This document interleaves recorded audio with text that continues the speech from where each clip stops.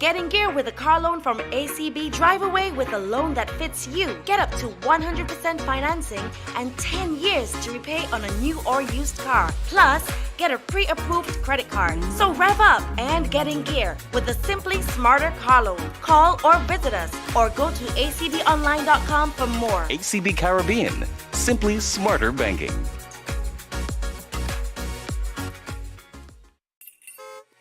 Jingle your keys and get in gear with a car loan from ACB. Drive away with a loan that fits you. Get up to 100% financing and 10 years. Good evening, ladies and gentlemen, and welcome to another edition of Talking Sports right here on the Antigua Parish League Network. I'm your host, JB, along with Colin Francis, and we're here again to bring you another edition of Talking Sport. Today, the 29th day of October, 2024. Colin, time is going fast. Time is certainly flowing by very quickly, and yes, welcome everyone to another edition of Talking Sports. And we must apologize for our absence on Thursday, last Thursday. Circumstances beyond our control, but it's good to be back here on Talking Sports. JB, how was your week been, your last week? Well, Colin, has been a rather hectic one. I was away for a couple of days, and it was really very intense, but very rewarding. And back again, continue on the recycling style of living. Wake up, okay, hustle, sleep, wake up, hustle, sleep. You know that type of lifestyle, Colin? Yes, and it it never seems to end, so to speak. It's just keeps churning over. It's an ever recurring cycle, and so sometimes it does sort of weighs you down, but hey, it's good anytime you get an opportunity to talk sports and to just relate with our people. So we just want to welcome everyone, and we should have another interesting program. Colin, what we have on slate today? Well, we have the coach of the Antigua men's volleyball team, the champion team of the just concluded ECVA championships that were held right here in Antigua at the YMCA. Antigua came out champions, beating Dominica in the final. So we have the coach coming in the studio tonight with us, and he will give us all the sweet details, and I'm sure gloat in the victory. Also, just a reminder that to our viewers, you can join us on the program live by calling 776-2866 or 772-9601. And certainly we are on Facebook, YouTube, Instagram, and X. Just search for ACB Caribbean Parish League or Antigua Parish League, and you will find us right there. Well, most definitely, and so we just want to encourage you to join in on our discussion. Quite a few sporting activity. The airport was full of a buzz yesterday, Colin, with the English team and the English supporters coming in for the series that will start on Thursday here. So we have quite a lot of English bookies here and getting ready for hopefully an exciting 2 games or so here in Antigua. So the Barmy Army is arriving? Well, I'm sure they're here, yes. Virgin touched down with quite a bit, and BA, so it was really a buzz at the airport, and I think the English team is here already, and I'm sure the West Indies team are getting themselves all together coming out of that Sri Lanka tour. We'll touch a little bit on that. Yes. Also, you spoke about the volleyball, the football season, ABFA football season is getting warmed up. Some pretty one-sided competition games have happened so far. Yes. I've been a part of some discussions where persons are saying that the competition is a bit watered down with so many teams, but I guess we can look at that and have a discussion. We also want to just talk a little bit about Miss Michelle Seaforth. Melissa Seaforth, sorry. Very proud accomplishment thereby of her getting the gold medal finish at the IFBB Elite Pro Pepper, and a little personal friend of mine, so I'm very proud of her, and just want to continue to wish her all the best. Okay. So we have that cricket, a little tape ball also to bring you some more there, and as you said, the volleyball. We'll get Volleyball into that later. later. Colin, if you don't mind, I'll just start off a little bit with I think, a very proud moment. So not only for Melissa Seafoot, but for Antigua and Barbuda, Definitely. as one of our daughters shining on the international stage. I'll just read a little report here from Nito Baptist in the Observer. IFBB Elite Pro Ambassador Melissa Seafoot could not contain her excitement when she spoke with Observer Media about her recent triumph at the IFBB Pro Pepper held in the Czech Republic on October 26th. The Bikini Fitness Pro claimed the gold in her class before going on to capture the overall title at the 46th staging of the premier IFBB show. Melissa said, I'm extremely happy to finally take home gold, especially at my 5th and final show for the season. Most definitely, my hard work and the improvements I made for the 2024 season were worth it. This is by far the most elevated physique I've competed with, and I'm extremely proud of that. Going through the tough times and having challenges throughout the season and not quite getting the placements I worked hard for, but getting at the end, it means so much to me now, and the importance of just preserving, she said. So, just reading the article, I could hear I could feel the passion, I could feel the excitement there coming from Miss Seafood there. And so, again, we just want to congratulate her, and for our youngsters to use this as a role model, use this as a stepping stone, a vision, an idea of how they can continually improve themselves. Heard what you said, Colin? She's been working hard. Yes. She's competed in a few competitions. She did not reach the level that she wanted to reach. Yes. But she never gave up. And in the end, she got the big one. And so, again, congratulations to her. Yes, and just continuing along those lines, our world champion ambassador, Kimberly Percival, rounded off her 3-week campaign because she also competed at that championships, but in the bikini fitness at the Night of Champions 2024. That was held in London, actually, on October 26th. She came second there, and she was bettered only by Germany's Michelle Reiser in a close battle for the top spot, and Germany's Mascha Stutz was third. So Miss Percival has also been doing well. She was in fact hoping to complete a hat trick of gold medals after back-to-back wins at the IFBB Pro Grand Gala and the Arnold Classic World Championships. And if I can just quote her from an article here, she said, yes, I was aiming for the first place and that gold, looking to get that three-peat. And it did not happen this time, but nonetheless, I am extremely proud of what I was able to accomplish. So kudos there to Kimberly Percival as well in the bikini championships. Well, kudos Bikini to our fitness. ladies, Colin. They're really shining bright, really making their mark on the world stage. And so we have to really just continue to give them their kudos, give them their flowers. Their flowers, yes. As they not only make themselves proud, but the entire Antigua and Barbuda. Certainly putting us on the map. Most certainly. All right. Where do we go here, Colin? We have, if we can switch to a little cricket and the female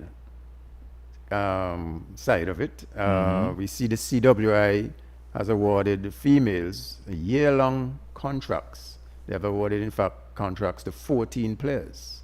And among those 14 players are Leeward Islands, Melissa Clark from St. Kitts, and our own Kimberly Anthony. Well, I just want to extend real congratulations to Kimberly Anthony. I know I have passed, I think it's at the, Mahaiko Cricket Ground. I remember time ago and would see Spliff, her dad, giving her some throwdowns. Okay. And, it's just really a delight, a good feeling to see that, that investment that he would have made, in his daughter, showing some level of fruit, some level of promise. And so it's just, as I always say to these youngsters, this is where the work begins. Never think that you have arrived. And so this is where now you have to buckle down and really get more serious at this. So this is a very good opportunity for Miss Anthony Kimberly there, and we can only just again wish her all the best. Indeed, and I was listening to an interview that she gave, and she gave props to Spliff, her dad, thanking him for what he has put in and encouragement that he has given to her. And she also had good words for her mom. She said both her mom and dad encourage her, but with the cricket, Spliff is Baldwin Anthony, the better Baldwin as he calls himself. But we now have a better Anthony. I like that one, Colin. I like that. I'm going to throw that at him.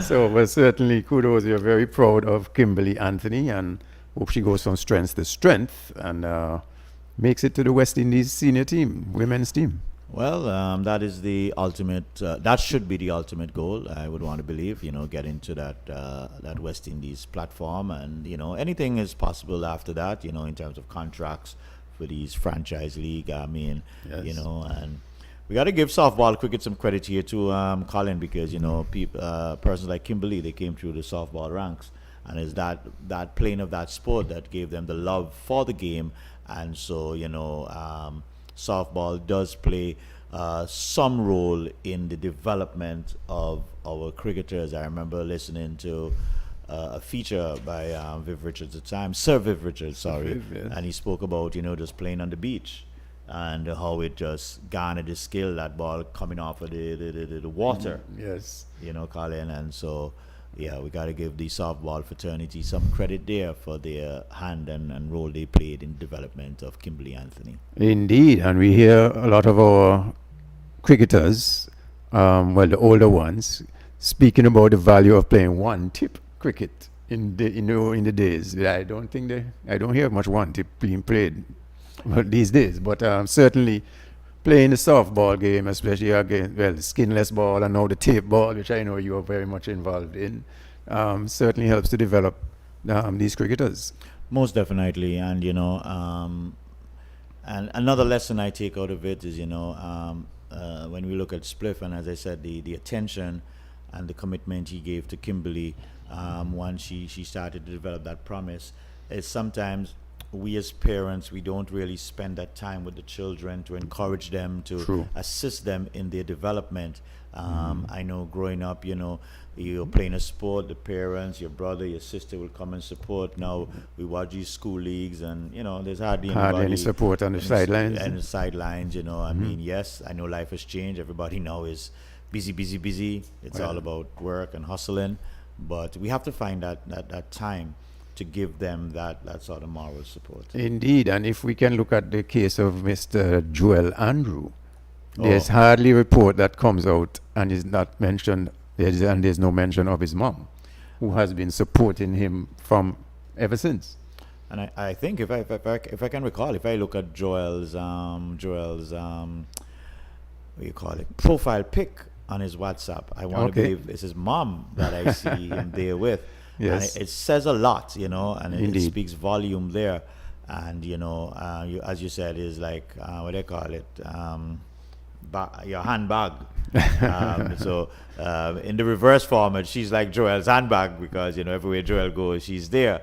But I don't think like Joel, he could ask for any better support than he would have gotten from his mom. And we have to give these people, I like to call them the backroom staff. Yes, indeed. You Indeed. understand? Sorry, go ahead. That support is essential. And it gives, if I can look back to when I was a youth coming up, anytime and playing sports, whether it's backyard or you're on the field up at the school, when my dad used to come and watch, it gives you a feeling, it's a great feeling to put out 101% and impress. So it is, that support is essential. Very, very essential. And I remember doing a couple of interviews with a few of the legends, around Antigua, and that's one of the things they always speak about. When Liberta went to play English Harbour, or Sweets was playing John Hughes.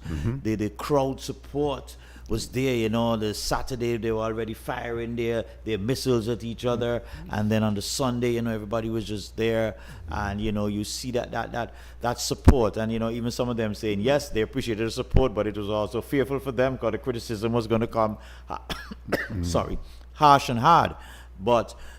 It does assist and it does help, and you know, as I said, I would just like other parents to really take a little page out of that. Spending that extra time with your children can make a difference in the path. As you mentioned there, the support from the community and different communities, All Saints playing against Liberta, etc.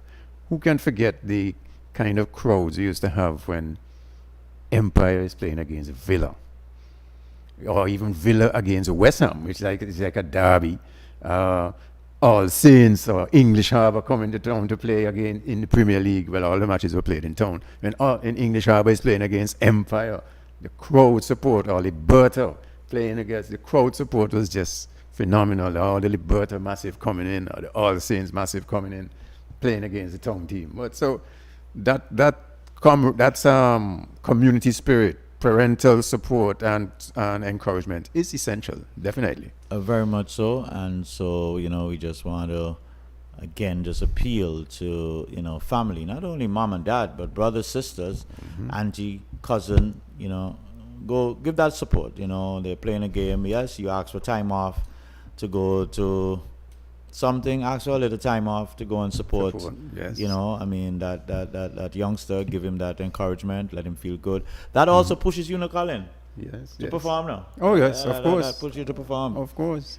But JB, if we could just, as we mentioned, contracts to these players, cricketers.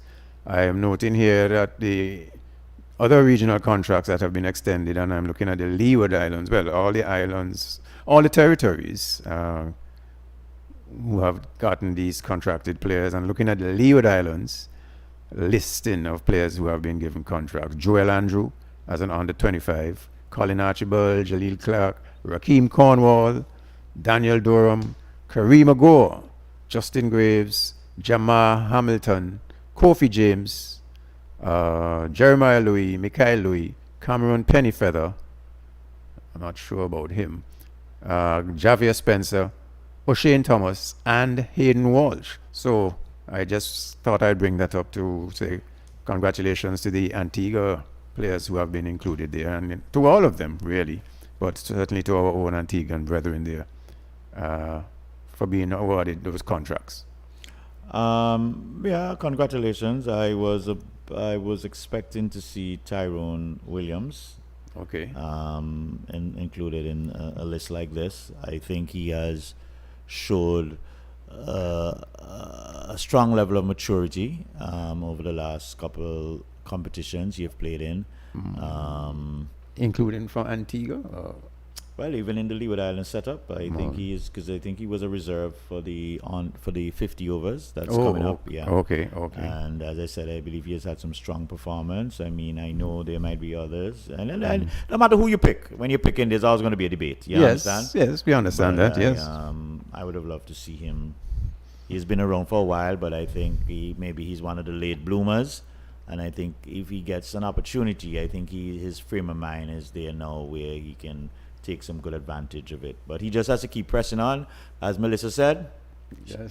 she tried, and she finally won the cup. And I think she also said that no, she's taking a 2-week break, so to speak. You know, when they talk about taking break, they can get to splurge. Of course. And the diet, but certainly her next, she's looking forward though, after that 2 weeks, she's going to get back into the training and preparing for the 2025 season. Most definitely.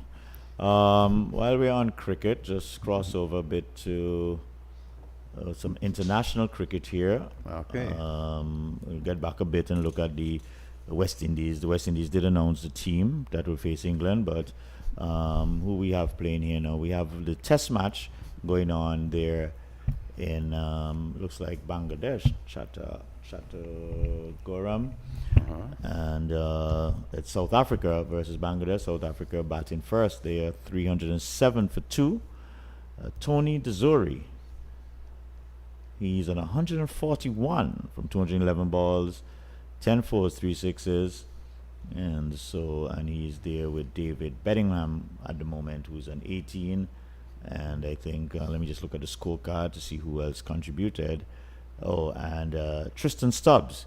He made 106 there, so a very positive start there for the South Africans. And Islam for Bangladesh taking the 2 wickets, but he's a centurion in the match. So we have 3 centurions in the match.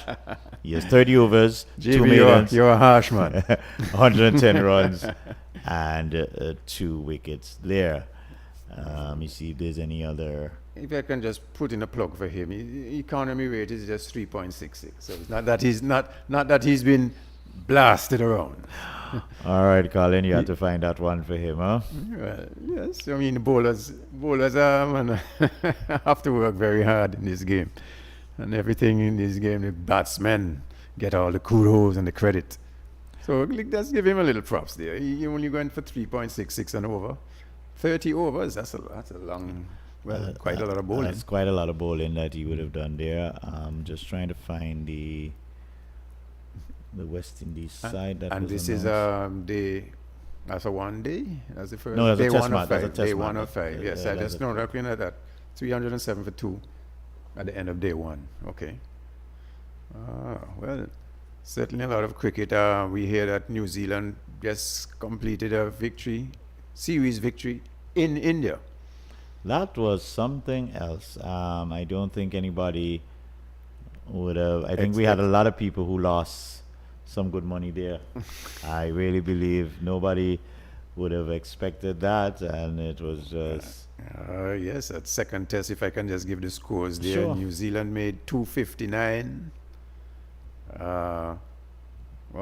Conway got 76. Sunda had 7 for 59. Wow. And New Zealand in their second innings were 255. Latham 86. Sunda again for India among the wickets 4 for 56. But India, in their first innings, they only got 156. Santner got 7 for 53.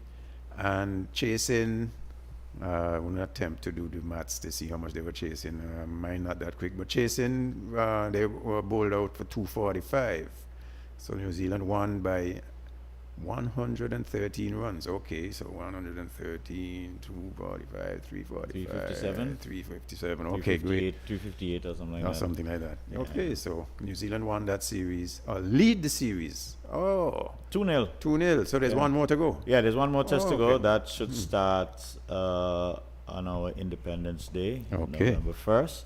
So I think it's a tough one for India. I just seen the article here saying India need Kohli and Rohit to regain their old aura. But the New Zealanders have really played the better cricket thus far. Okay. And so I think they truly deserve to win those 2 tests. Indeed. And I think, as I said, a very pleasant surprise for all. I don't think anybody, I don't even know if New Zealand had that in their cap, honestly. Well, I don't know. You say a pleasant surprise. I mean, I think people tend to back India. I'm not certain if they back India, but I think the reality of going to India, yes, New Zealand is a decent team, but I don't think you would Very say they decent are a powerhouse. And going to India, I think they would have lost a lot more support there, but they have really come out trumps, and I think it's just. They definitely were the underdogs. Yeah. India would have been the favorites, knowing they're at home and they have all those stars, the Sharmas, Kohli, Bumrah. I think is Bumrah playing? I am not. He might be out. I'm not sure. Shami is the one who has been out. And I think he's been left out for the next match. I think he's recovering from an injury. Boomer played. Shami is the one. I'm just thinking now. He's the one who is not there, if my memory serves me correctly. And in fact, they have left him out even for. He's on a recovery. He's injured. He's recovering from an injury. Actually, Bruma bowled 14 overs in that match, the last match. He didn't take a wicket. I'm not certain if he was injured or they just were relying tremendously on spin. I think they would rely on spin. But Colin, we're going to take a quick break. And when we come back, let's just run through the West Indies team for the upcoming series against England. Certainly. And we get prepared for Coach Williams, who will be coming here just maybe about 7:30 on our second break. And then we'll get into some volleyball along the way. So we'll be right back, viewers, on Talking Sports. Jingle your keys and get in gear with a car. Is to help her to walk again. Come out and support us at the Pickett's Playing Field on December 29th, 2024 from 2 p.m. to 10 p.m. in aid for my mom, Gwendolyn Joseph Gums, who requires a prosthetic leg. Get your tickets now for $25. There will be family fun games, so bring out your family, bring out your friends, bring out your neighbors. There will be live entertainment by Juki Dan, Dior, The General, Lyrical Reds, Hell's Gate, Point Iron Band, and much more. Once again, come out and support. Let's have some fun. Let's have fun while supporting a worthy cause. Salute to everybody, and thank you in advance.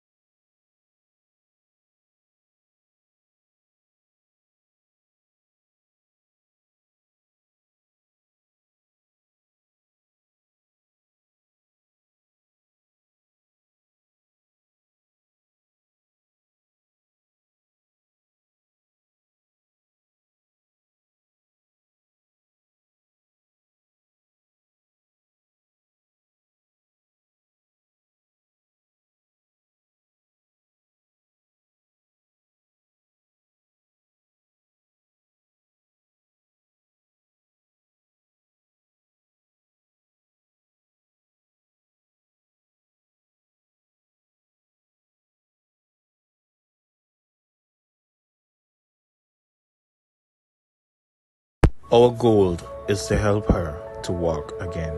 Come out and support us at the Pickett's Playing Field on December 29th, 2024 from 2 p.m. to 10 p.m.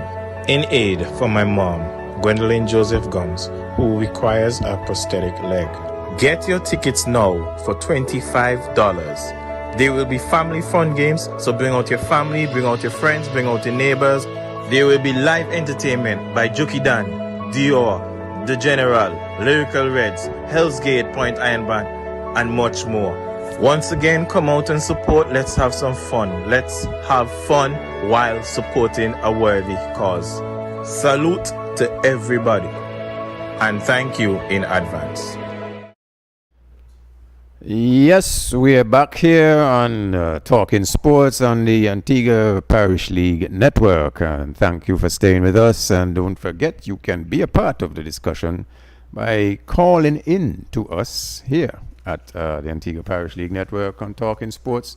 You can call 776-2866 or 772-9601. Of course, you can view us on Facebook, YouTube, Instagram, and X. Just search for ACB Caribbean Parish League or just Antigua Parish League, and you will be able to join the program. Send us texts or messages and comments. So, JB, we were trying to find the West Indies team for the upcoming tour of England in the West Indies. Any success there? Yes. Well, I found the West Indies team here for the CG United one-day series. That will be a 3-match series, I think. Yes. First two were playing First two here, were played right here at the Sir Vivian Richards Cricket Ground. and the final one in Barbados. So the West Indies squad for that: Shai Hope, captain; Joel Andrew, Casey Carty, Roston Chase, Matthew Ford, Shimron Hetmeyer, Azari Joseph, Shama Joseph, Brandon King, Evan Lewis, Gutta Kishmoti, Shefrin Rutherford, Jaden Seals, Romeo Shepherd, and Hayden Walsh Jr. Romario Shepherd. Romario Shepherd and Hayden Walsh Jr. So the only change to the team seemed to have been Athenes being left out and Hetmeyer replacing him. And so congratulations to all again. West Indies were able to win the last match. Shafrin Rutherford had a very good series. He had a good there. series. I think he was our standout player. Joel Andrew, Colin, he got an opportunity to play the last game, but unfortunately did not get to bat. the batting. But it was good to see him making his debut there for the West Indies team there. And let's hope that he will have an opportunity going forward to showcase his skills there. My little concern there in that side, though, is that I saw that Hayden Walsh Jr. I was a bit disappointed with his performance, but I'm glad to see that he has been given another opportunity, and I do hope that he can show some improvement in the next few in his games. play. So he is in the squad to meet England. Great. He has been going through a bad patch in recent times. He needs more matches, I think. And I recall hearing none other than Flipper saying that he's not spending enough time in the net, so to speak, practicing. He's spending time playing golf, which was Flipper's words. But certainly he needs to keep at it. The art of leg spin is not an easy one. But he has to keep at it, and I'm sure that he will come better. It's also good to see that Joel Andrew. Well, it was good to see, as you said, Joel Andrew making his debut. A pity he didn't get to bat, although we were glad to see the West Indies hit up those runs in that final one day against Sri Lanka. His time will come, this young Joel Andrew. I personally prefer that he makes his debut in the longest form of the game, test match, but that's in the future. He will certainly get his chance in due course. Let's hope he gets a run out in the first match on Thursday. Well, let's hope so. I see Hetmeyer has made his return. He has been in some good form, and I think it's well deserved. Whether he makes a breakthrough into the side immediately, that's another question that will only be answered on Thursday afternoon. I think Hetmeyer has it in him. I like him as a batsman. I rate him, put it that way in local parlance, but he just needs to show more commitment and stick to itiveness, so to speak. We remember the last occasion when he was selected and he missed flight and all kind of thing, missed the plane and on 2 occasions. But so he needs to get serious. We know he has the ability. He's still young, and has a good cricketing head as well. So I'm looking forward to his return, and I'm hoping he can establish himself in the side. All right, so we just there. So again, the composition of the side. It's the same side. And somebody said to me, "Boy, one thing with West Indies, no, we don't like to change our team. We don't change our team when we're doing bad. When we're doing bad, but we change it when we're doing good. I don't know how we come with that. Arrive at that. Well, it might also be said we don't have much of a pool of players to choose from, and certainly players that are not really performing to really stake a claim for inclusion in the West Indies team. So that's another angle we have to look at. But certainly we have to get it right. Yeah, and let's just hope Azari Joseph too can get Yeah. back that groove. It was a little expensive, I thought, on the bowling side, but let's just hope that the guys can come back strong and really have a good performance. Over the last couple of times we've played England, we haven't done too badly, so I think hopefully their confidence should be high and we should see some greater performance. Indeed, we beat them the last series at home in the ODI series. We came out victorious in that series. So, but England is always a good side. They of But they're late. without their regular captain, Josh Vince- Butler. Oh, okay. He will not okay. be making the tour. He's recovering from a little injury. And so I Stokes, what about Stokes? Is he Well, Stokes has not played the shorter, The shorter version forms, for a while. okay. He seems to be focusing more on, on the tests? the test side, so that's what it is. Just quickly, our guest is here, Colin. So just as we prepare to bring him in, let me just run through the tape ball scores here that we had over the weekend. So we had a very interesting weekend. The last week, I in believe the that I've been hearing some ridiculous, when I say ridiculous, some amazing scores. I'm telling you, yeah, this is the Sunday was the last week in the preliminary rounds, so we're getting ready for the playoff round, which will be on Sunday coming. So Bryson Shipland Insurance Bullets, they defeated Peace Landscaping 300 by 8 wickets. 300 they batted first. They made 51 all out from 11.3 overs. Zach Thomas, he had 26. Kimani George, 3.3 overs, 1 made and 4 runs, 4 wickets. You hear that, Colin? 3.3 overs, 1 made and 4 runs, 4 wickets. And Andrew Samuel, he had 4 overs, 1 made and 28 runs, 3 wickets. Bullets, they made light work of that, scoring 57 for 2 from 2.3 overs. Isan Warner, 36 not out. Taslo Allen, he had 20. And Vernel Isidore, 1 over, 21 runs, 2 wicket. PMS, they defeated Mix-Up Stars by 7 wickets. Mix-Up Stars batted first, 143 for 10 from 19.4 overs. Jared John Baptist, 29. Gaster Detouche, 20. Carl Simon, 16 not out. Kenny Benjamin, 4 overs, 22 runs, 3 wickets. Ashfield to Long Weatherhead, 4 overs, 27 runs and 2 wickets. PMS in reply, they overcame that target, 148 for 3 from 13.5 overs. Malinga Bruni and Ashfield Weatherhead both scoring 38, with Michael Harrell making 20 not out. Over at Potters, Dredgers defeated Pell Desi Boys by 180 runs. Dredgers won the toss and batted 290 for 4 from 20 overs. Tyrone Williams Jr., 120 not out, cracking 5 fours and 11 sixes. Wow. And young Jaquan Athenes, he had 95, coming perilously close to that century, hitting 4 fours and 6 sixes. And his father, Justin Athenes, scoring 40. I understand Jaquan is just 15 years old. Around that age wow. group, yeah. And Colin, you see, this is one thing with these type of tournaments, you get some real unique opportunities, unique moment. Father and son batting at the same time. Okay. Sometimes, and playing in the same game really is a good feeling, I guess, for both there at that time.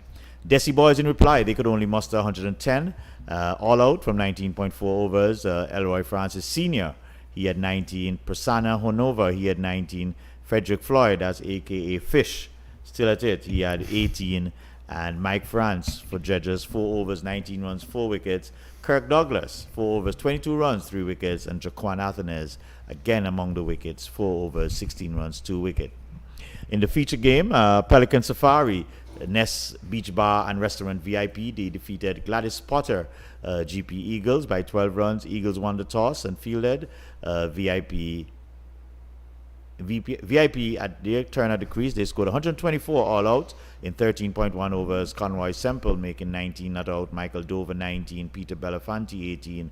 Bowling for GP Eagles. Kerry Mentor 2.1 overs, 15 runs, 3 wickets. And Keith Baltimore 4 overs, 29 runs, 2 wickets.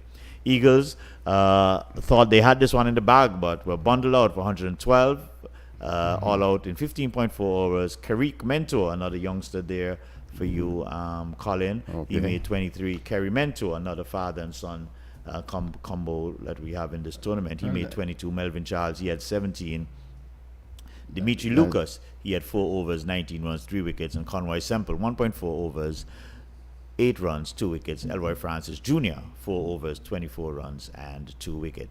So on Sunday, Colin, we have the semi-final coming up, and that will be at Powell or Potters. at Potters. Yeah, that'll be Dredgers. They'll be coming up against VIP there at Potters at about, I think, 10 or 11. I can't remember the exact time at the moment. And Buckley's, they got an automatic bye to the finals. So should be an interesting semi-finals, and then we'll have the finals 2 Sundays after. Okay, I see your guy, who you mentioned earlier, Tyrone Williams Jr.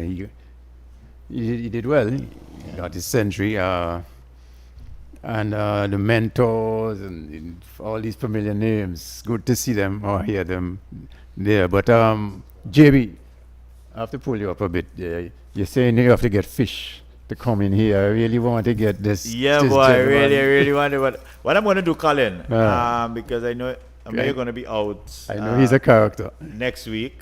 Well, you're going to be out for a while. I'm going to delay him because Uh-huh. I know you want to be here. So I'm going to delay him, and as soon as you come back, that's going to be your welcome back gift. Okay. To have Frederick Fish Floyd in studio, as you know, he has some real grand stories. I know that will be an interesting conversation from the little bit of the short encounter I had with him in discussion with Abdi Hughes one afternoon up at Rising Sun there. He's an interesting character. He's not short of words, Stories. and I can tell you, he will definitely entertain and bring some action to this. All right, ladies and gentlemen, as we said earlier, the Eastern Caribbean volleyball competition, we had actually quite a bit. We had the female, and then we had the male playing and just concluded. And so, Colin, over to you, as we have the coach, Carl Williams, here, and he's going to share his views on what transpired there with the Antigua team. Indeed, Mr. Williams, welcome to Talking Sports, and thank you for accepting my invitation and my request for you to come and speak with us. You're most welcome. You know, it's anything to do with sports, you know, I'll make myself available. Okay, well, congratulations to you and the team for cupping the gold in the recently concluded tournament. What's the feeling like? No. You know, winning a championship is one thing. Defending that championship is something totally different. And you know, we were anxious from the get-go, from the time we started training back in August. Okay. You know, that was the end goal, defending a championship. So, you know, I would have played from what 95 to 2012 unbroken for the national team. Okay. Never won that championship, won different championships. So to win it last year, you know, those guys went and did it for the first time, and then for us to go and defend it, you know, it's 2 years ago. well, 2 years Ago. back. Yeah, Uh-huh. the last one. It's every 2 years now. So. 2 years, because I don't follow volleyball that closely, but you would hear St. Lucia was always the team to beat, and they just seem to be the ones winning year after year. Well, in my days, they were the dominant force in our region. And then when they slip up one year, it would have been like Dominica. Okay, We were okay. always third and fourth, you know, going down there. But in recent years, you know, we have really put that work in, you know, some good youngsters coming up. Okay, tell me about, the final against Dominica. Well, going into that final, see, we were undefeated, and Dominica was also undefeated. And, you know, they had this hype because they have some really tall players. And we knew that, listen, they may have big players, and their players come through the middle a lot, and then they will stack up on the outside on the opposing players. So what we decided to do, we planned that we're going to attack them through the middle so then we could have one-on-one with their blockers versus our attackers, because they could slow down our attackers, but they can't stop them. So we were confident, even though they're way bigger than us, we had a strategy for them, and the strategy worked perfectly. Okay, you're going to have to pardon my ignorance as to the tactics and the intricacies of this sport. When you say attack through the middle, Okay, so in volleyball you have 6 players on the court. Yes. There are 3 in the front and 3 in the back. So you have like different positions. You have a position 2, a 3, and a 4. Those are the front. So then what you may find happen now, you have a player who they will call a middle blocker. He'll be in the middle of the court on his side, and then you have one, because there's 3 attackers, 3 blockers. So the blocker's job is to team up to block the attacker. The attacker's job is now to try and beat the block. So what we did, we tried to isolate the blockers on the end and the outside by running our attacker straight through that middle person, okay. have him having to stay. So the first 2 or 3 times we did it, they blocked us, and that was fine. We expected it, because all we wanted to happen now was for them to stay in the middle, and then we can isolate one-on-one in the outside, and we did that to perfection.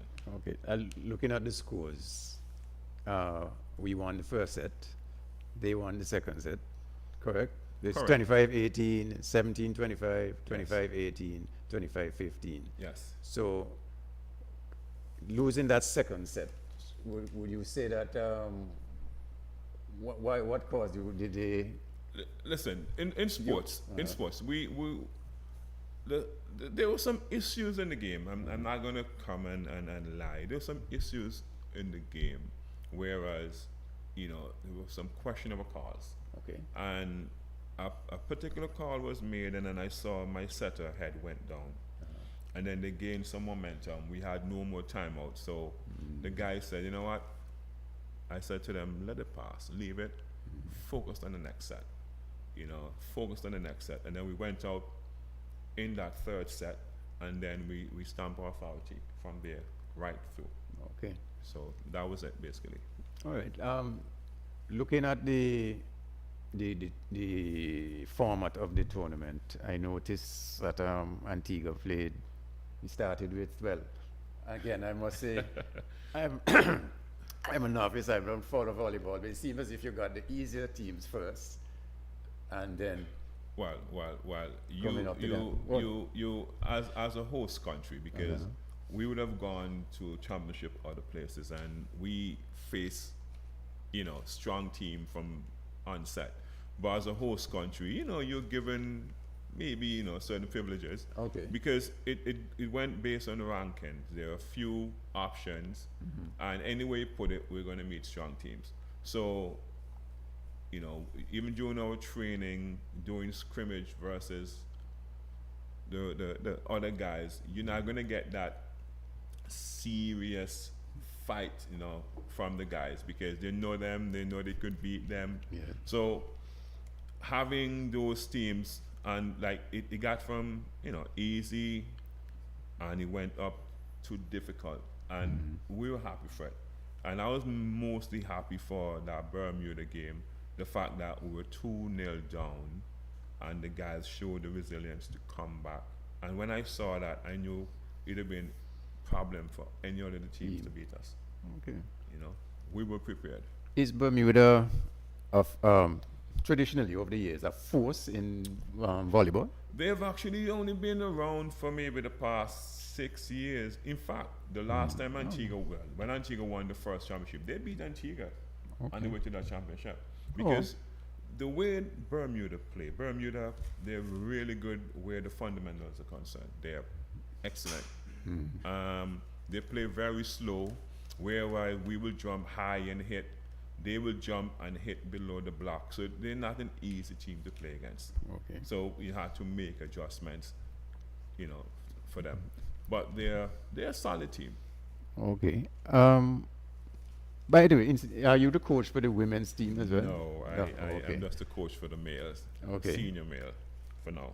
Okay. Talk to us about the composition of the Antigua team now. Captain Adrian Constant, is he somebody? Talk to us about his involvement, and the players generally, in volleyball, what leagues they play in, if they play overseas, tell you this. that kind of thing. Adrian Constant, I saw him as a baby. His mother and father played for Stoneville. Stoneville is a club from All Saints, where we all played for. So he played for So his mom and dad played for Stoneville. They got together, and you know what happened. Adrian is the result. Okay. Growing up, playing for Stoneville, when Adrian and a few other guys like Kyron Davis, he was on the team, but he got injured 2 weeks prior. Kyle and Cabral, who's on the team, all those guys originated basically from Stoneville. Okay.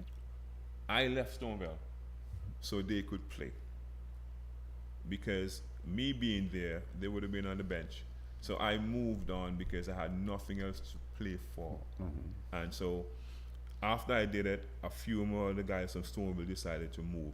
But Adrian is different. Adrian worked. He worked in his game outside of volleyball.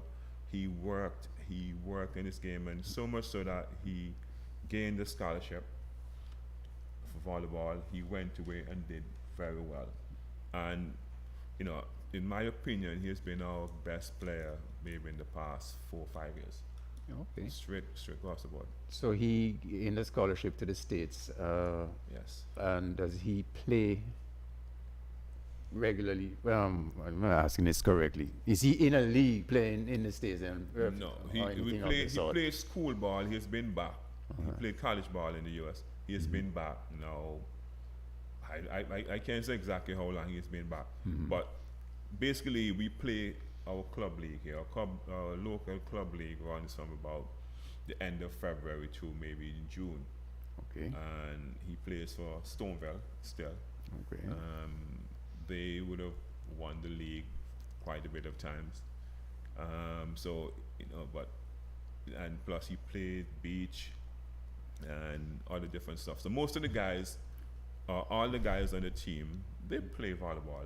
We had a very good local league this year.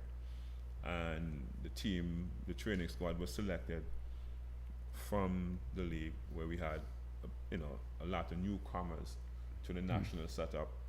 And, they came out, they worked hard. Basically from the youth, only 2 made it to the final team from the youths. But I see so much potential. But I think the key thing here, the difference between us from back then and now, there's a serious generational issue where I can go out on a limb and say that most of them are lazy. Wow. I can go out on a limb and say it, because back in the day, the 93, the 94, the 95, we had no indoor facilities, but we were always playing. I can tell you that we used to get up in the morning, 5 a.m., take the bus downtown on a Saturday morning. And when you had Bernard Percival, former Minister of Sport, and those older guys playing volleyball, we had to sit on the stand and wait until somebody probably had to leave or stuff to get a chance. And we did that religiously every single week. Hot sun, we leave YMC at 11 o'clock. That's how we learn the game. We're always playing. Now we have an indoor facility. You literally have to beg them to come out. You think so? The interest in volleyball is not, because it's not a high-profile sport. I don't think it's volleyball alone. Okay. It's general in our sports now. Nobody want to train. Nobody want to go out and put in the extra work. No, we all work. So you find out we have a 8 to 4, 9 to 5, or we work shifts, or we work what. So, but everybody still will, depend on the hour and a half training, the 2 hours training, but that's not enough. It's not enough. They got to put in the work. Got to do the homework. They must put it in, and that's one of the biggest issue. Okay, we have potential. We have both male, female, lot of potential, but put in the work. Is Kevin Constant the only player we have with college experience? Adrian. So, Kevin. Sorry. Yes, he is the only player he's the only player that we have presently with college experience. With college experience. And is opportunities available now for volleyball scholarships? And less amount of opportunities. Because I keep hearing Franz de Freitas. Yeah, because the thing about it, I can tell you this, that in our region, St. Lucia seems to have, quite a bit of players, mostly females, getting the opportunities to go abroad and go to school. St. Lucia have two guys who know better than our players playing professionally. Oh, yes. okay. And I'll tell you this. And these are players who would have represented them recently. Not one played the last time, when we won it the first time, and I didn't see any of those players. One of them, he would have been away in Europe for maybe the past 8, 9, 10 years, maybe. He is a notch above everybody else because he put that work in. But strange enough, we brought a coach here from Brazil some years ago, and he was traveling throughout the region, St. Kitts to St. Lucia, wherever, working from the FIVB, the governing body. And he took 2 St. Lucian guys, and while he was here, whoever paid for it, I'm not sure, they came here right in Antigua, stayed with him, worked with him, trained with him. I don't know who paid them, I don't know. And they went really far. Okay. They even went to Brazil with him to train. Okay. And now Julian, he's playing, I'm not sure where he is now, but he don't have time now to represent St. Lucia. And there's another one there who literally stayed in our place here for about 2 months with that same coach, and he's playing somewhere in Greece. Okay. So why our players can't get those opportunities, I'm not sure. Okay, Carl, we have to take a short break here, but certainly when we come back for another half an hour until 8 o'clock, we'll continue this discussion, and I want to get into, volleyball organization in terms of structure of leagues and so locally. But when we come back on Talking Sports. Our goal is to help her to walk again.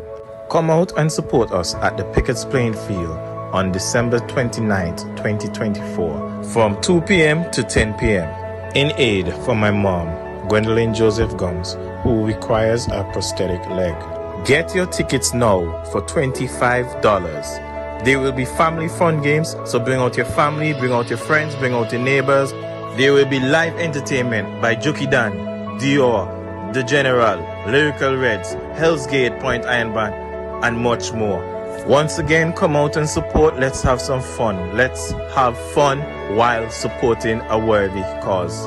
Salute to everybody, and thank you in advance.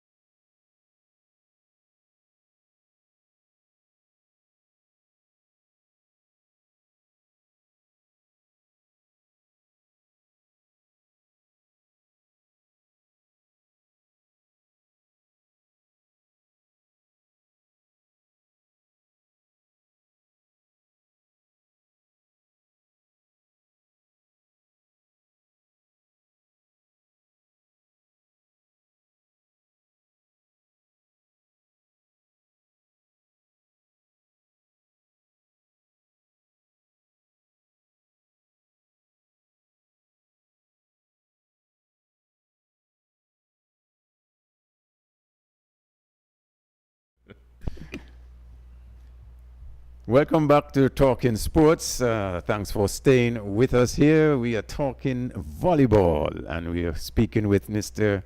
Carl Williams, national coach of the men's senior team, the victorious men's senior team in the recently concluded, right here in Antigua, ECVA championships.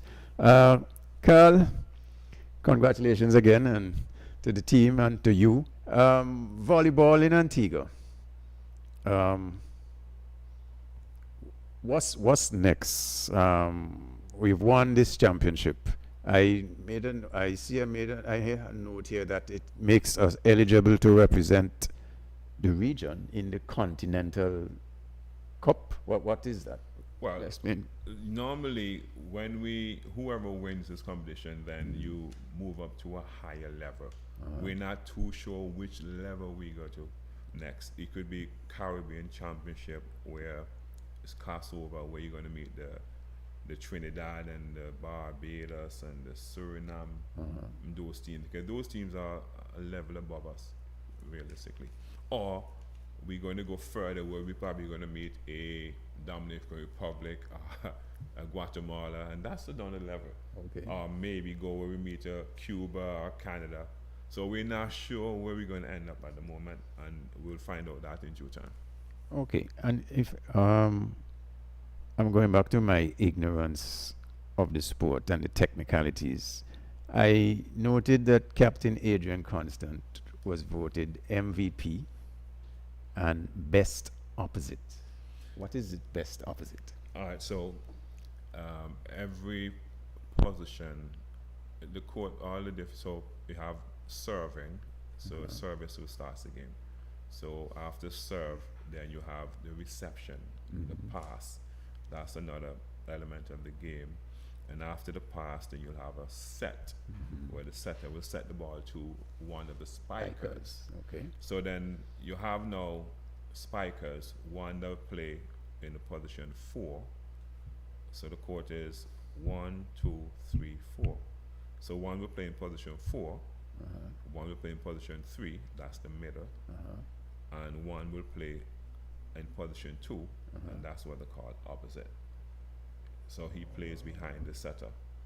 Okay. And so what happened now, if you look at this form here, you see players are registered.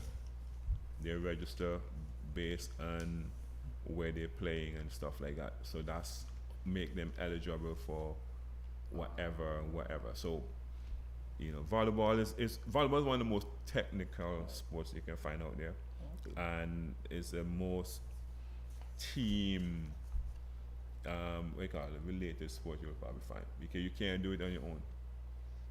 So Adrian getting best opposite, MVP, he was highly dependent on everybody else to do what they needed to do. So it was a collective effort.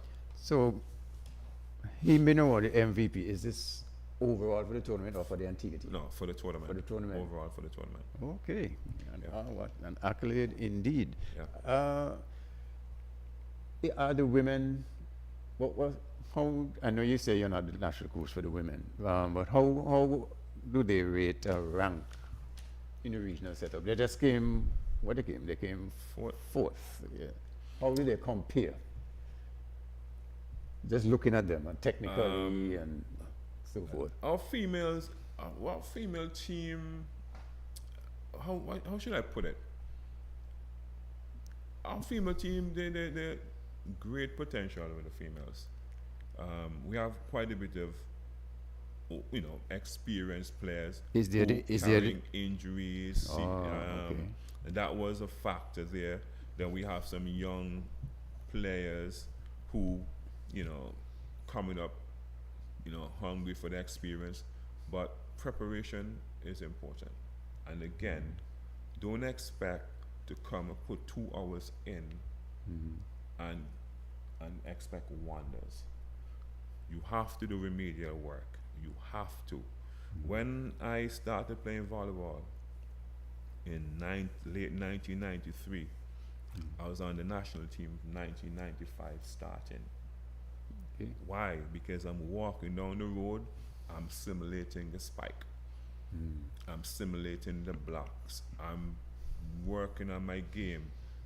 And as a group, Stoneville, we used to sit down on the court at 10, 11 o'clock at night discussing, because those days, I'm not sure if you know Frank Schwartz, Yes. and those guys from Lion Hill. You know, from 93 they beat us, 94 they beat us, 95 they beat us, 96 they beat us. And we're tired of it. And 97 we came and destroyed everybody, and we've been, you know, we were unbeatable, Okay. you know, after that, because we sat down and we studied those teams and we put in the work. So the female, they have so much potential. We have some young, tall players. They have to put their mind that, hey, I'm going to go out there, I'm going to put in the work, I'm going to improve. So when you come to training with national, you're ready to take in whatever the coach is telling you.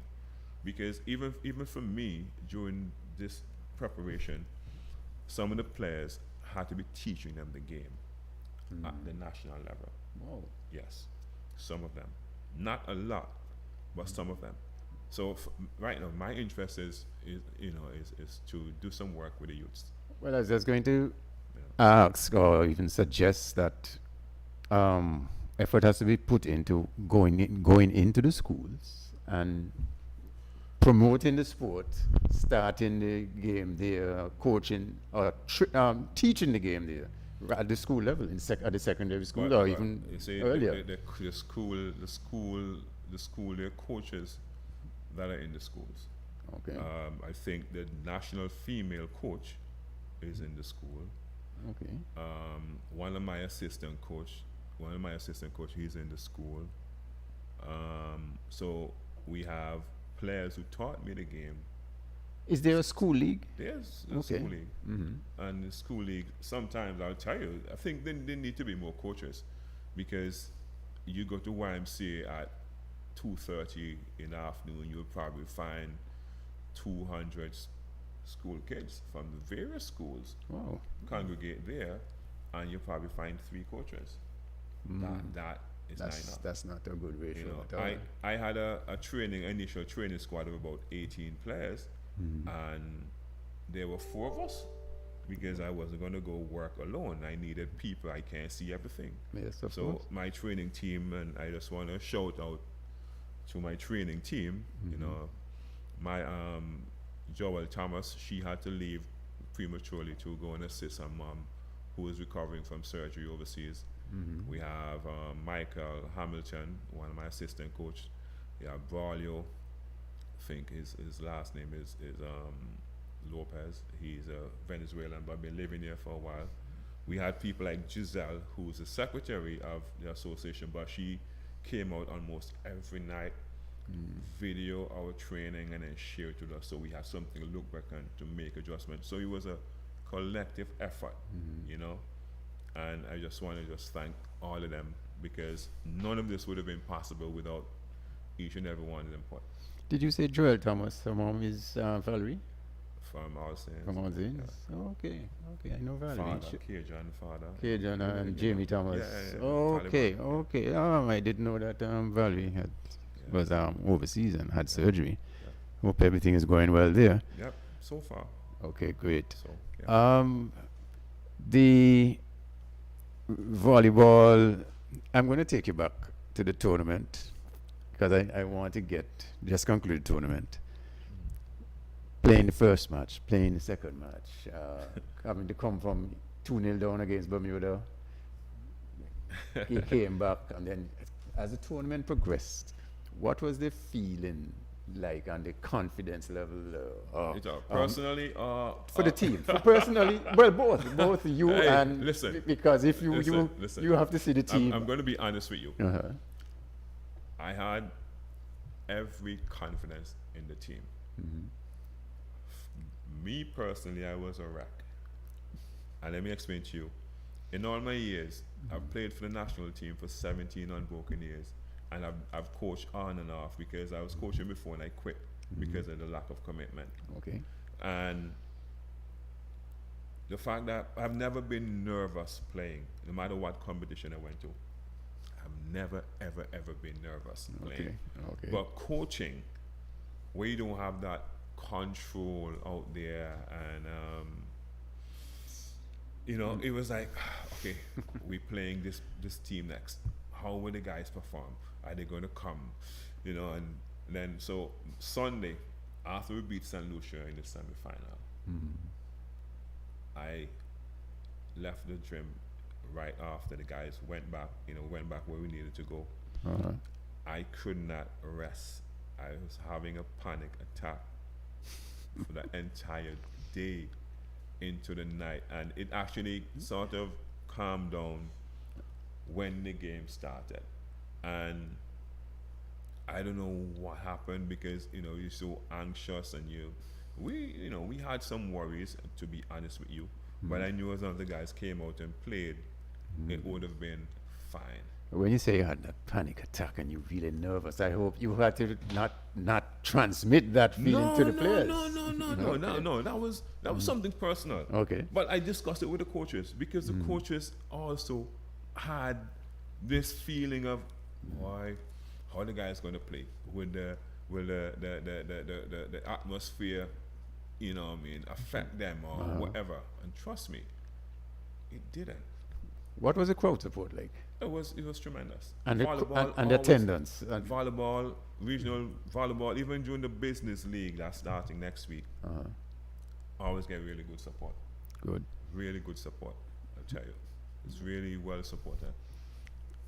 So the players rose and surprised you, would you say? Because you had your doubts. No, I never had doubts in the players. I just want, I knew as long as they came out to play. Because you're going to have bad games. And we've had players throughout this tournament who didn't have the best game in a game or so, but the other players rallied and assisted and pushed. You understand? And we as coaches, you know, we saw what was happening, and we had our conversation, we made adjustment.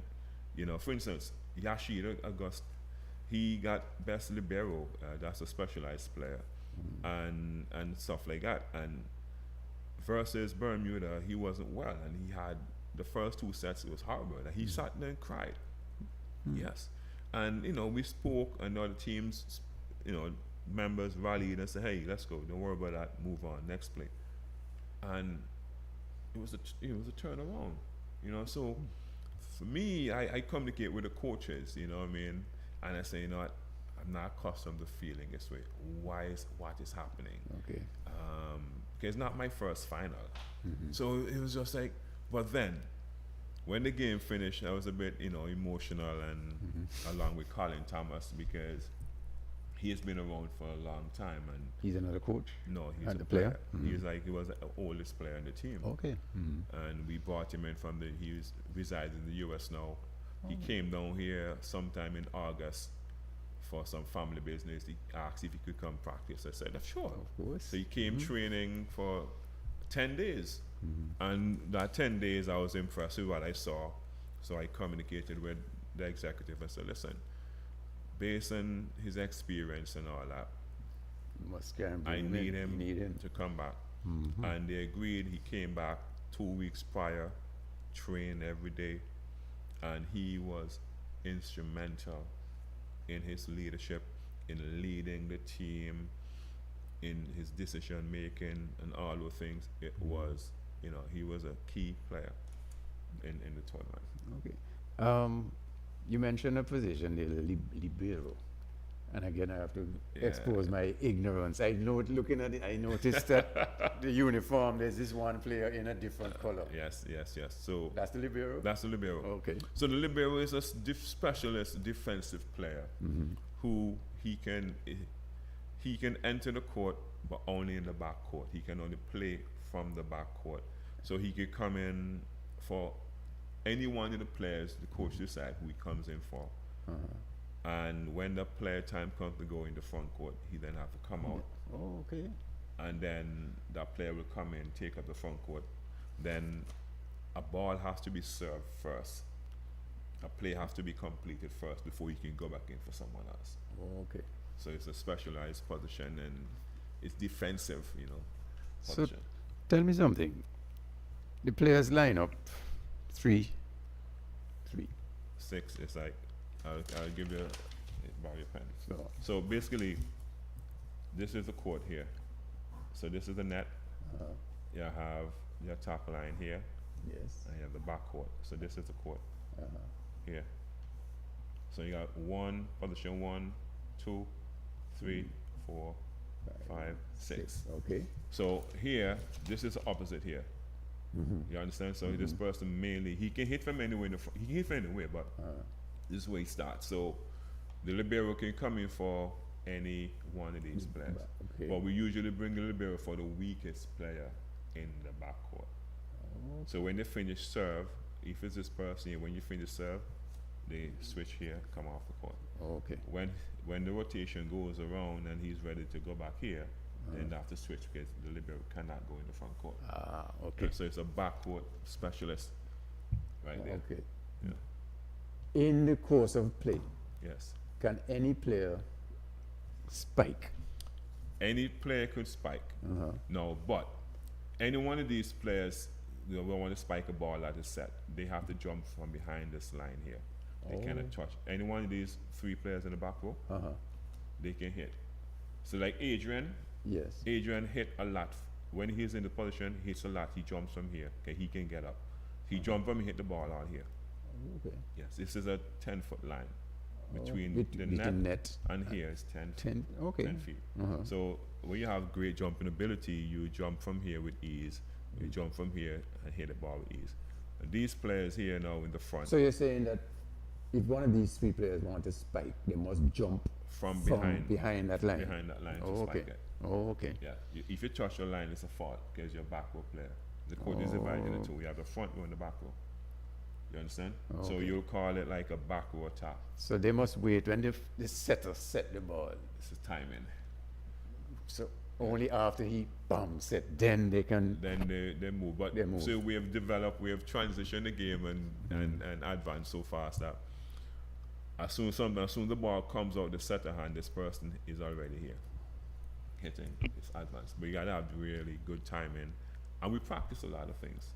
We practice out of system, where a player may be having a bad night and we have to make adjustment. We made those adjustments because during training we practice all sorts of different scenarios.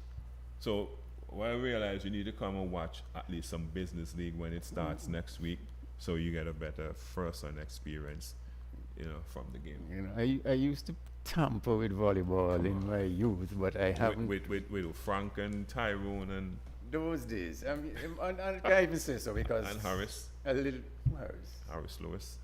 Harris Lewis, yes. Harris was one who was my coach in my early stages, the national team coming up. Okay.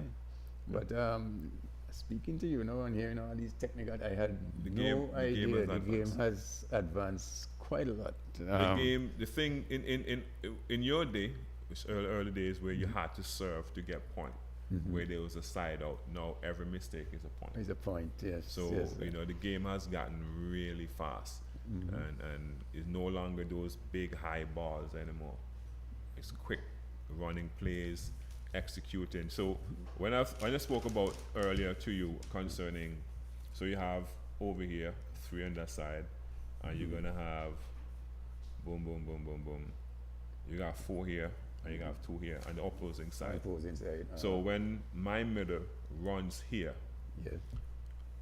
and the setter ready to set the ball, this person here not sure where the setter is going to go, so he have to wait, and by the time he wait to see if this person is going to be set, the ball is here. So you have 1 versus 1, and 1-on-1 they can't stop us. Okay. No, they can't. I like the confidence. No, wait. I know the guys, we train hard, and I know what the guys are capable of. Okay. I noted a report coming out of St. Kitts. They organized. I'm just taking a little different angle here now. A coach coming into St. Kitts to do field event coaching. Have we? And you did mention earlier of a coach from Cuba coming here. Isn't that something that we should be doing regularly, bringing in Cuban coaches, I mean, Nicaragua, all these places that are above us, Santo Domingo, I mean. You see, the thing with that is that is done through the governing body. And when I coached the national team back in 2017 or 18, when we lost to St. Vincent in the final in Grenada, my assistant coach was from Romania. Okay. You know, so he was here helping preparing the team. We have had coach from Brazil who has been here. We've had coaches throughout the years, and as I mentioned last year, we had a Cuban who coached Trinidad females through multiple victories, took them to World Championship where they play big teams and all that. And we had him here. The association brought him in. And I wasn't really around volleyball at that time. Okay. But, you know, I think the turnout wasn't good. So he ended up working with the under 15, under 16 and stuff like that. It sounds to me as if the interest is not really there from the youths. Yes. You put it down to, you said, describe them as lazy, but it sounds to me like if we must go on a promotion drive to put volleyball back in the As I said to you, in the spotlight. as I said, I don't think volleyball is the only sport. I think everybody's suffering. Okay. You know, everybody's suffering. I think all sports may be suffering. I was listening to y'all talk about cricket and the youngsters involved in cricket, and I'm like, wow, that's good. Because, Well, you know, the youngsters know, man, there's something, you know, you try to correct some of them and they're like, we think you are, you know, it's like, it's a challenge. But yeah. okay. I remember, and I'm looking back on our basketball. We used to see a lot of basketball, local basketball on TV. I can remember this. I can't remember the name of the guy. They just call it Clean Corner. Come down to Clean Corner and you get live matches there. Such an effort should be made in volleyball. You know, I was a part of a very, I was, you know, I played basketball and I dominated basketball here from about 2001 to about 2007. Okay. Defense Force team, we were unstoppable. Really? Defense Force? Yeah, we were unstoppable back in them days, 01 up to with this the Sir Kirtley.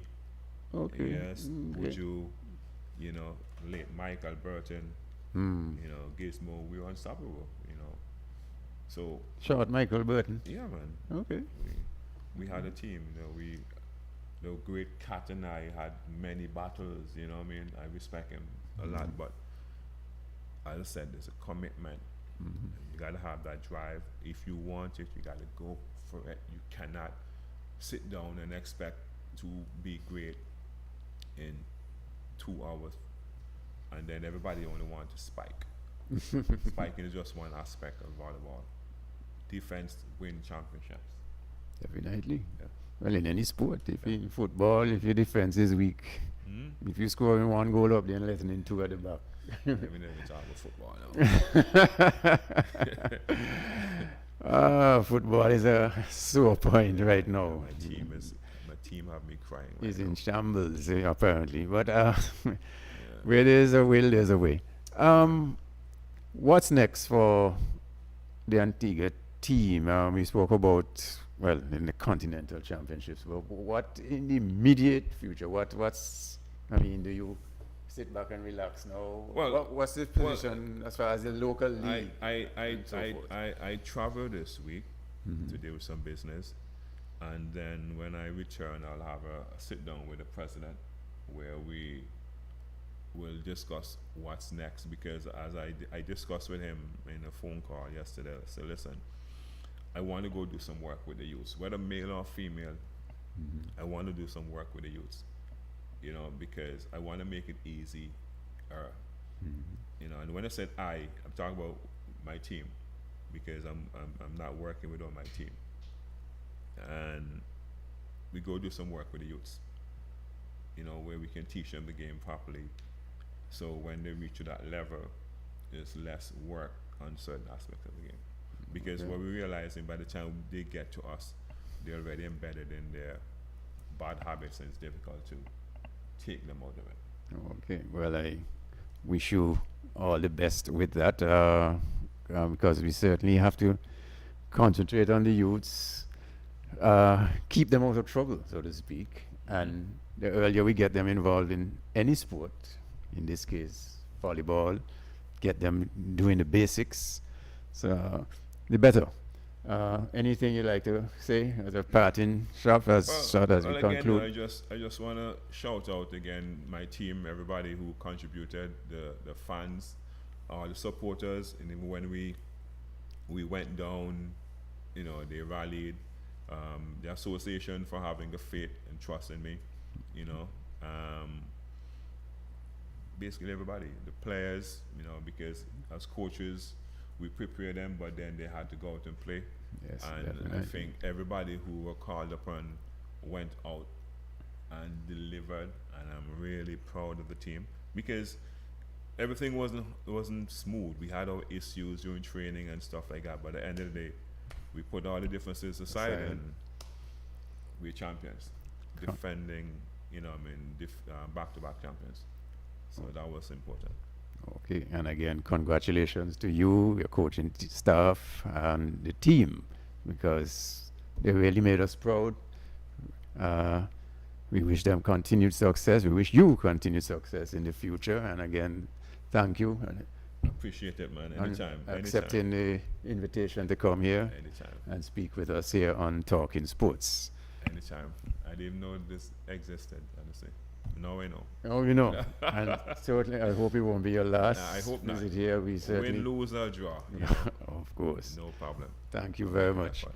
And thank you to our viewers for staying with us here on Talking Sports. We appreciate you and your feedback that we get from time to time.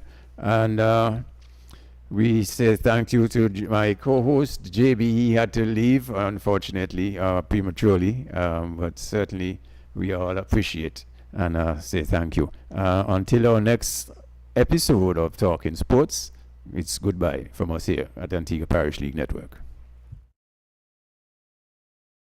Our goal is to help her to walk again.